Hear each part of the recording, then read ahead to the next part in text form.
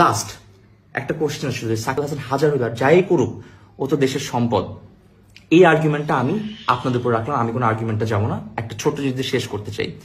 ফজলুল করিম আমাদের one of the advisers, উনি বাংলাদেশের যে মেট্রো রেল যেটাতে মানুষ চলে, জনসাধারণ নিম্নবিত্ত থেকে শুরু করে মধ্যবিত্ত বা নিম্নবিত্ত মধ্যবিত্ত মাঝখানে বা তার উপরে মেট্রো রেল ইউজ করে যারা, তাদের মেট্রো 1 বছর ধরে ইউজ করতে পারার কথা না, প্রচুর টাকা খরচ হওয়ার কথা। আবার বলে দিছিল যে দুর্নীতি হবে, অনেক কি হবে, তারপর হয়তো মেট্রো রেল ফিক্স হবে, অনেক টাইম লাগবে।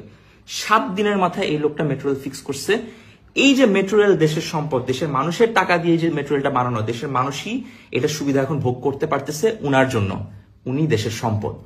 যে 17 বছরের ছেলে সাকিব আল হাসানের জার্সি পরে জেলে গেছে, 7 দিনের রিমান্ড খাচ্ছে একজন মাইনর হিসেবে দেশের জন্য, ওই ছেলেটা একটা দেশের সম্পদ। যেই ছাত্ররা গুলি খাইছে শুধুমাত্র যাতে আমরা স্বৈরাচার থেকে মুক্তি পাই, ওই যে গুলি খাইলো, মাইর খাইলো, টর্চার হইলো, আমাদের অ্যাডভাইজার্সরা, সমন্বয়করা, এরা দেশের সম্পদ। ওদের রেজাল্টে আমি আপনি আজকে এই যে বুক ফুলায় কথা বলতে পারতেছি, এরা হচ্ছে দেশের সম্পদ। আমি সালমান মুক্তাদির ও সাকিব আল হাসান নিজের ট্যালেন্ট বিক্রি করে এন্টারটেইনমেন্টের মাধ্যমে ফেমাস হয়েছি, আমরা কেউ দেশের সম্পদ না, আমরা বালটাও না। So please understand the difference before you talk and before you get into an argument. Understand humanity first, empathy first. কেউ এখানে দেশের জন্য কিছু করে না, আমি দেশের জন্য কিছু করি না, আমি দেশপ্রেমী না, আমি কোনো দেশের কেউ না, আমি দেশে থাকবো না, ওপেনলি বলছি।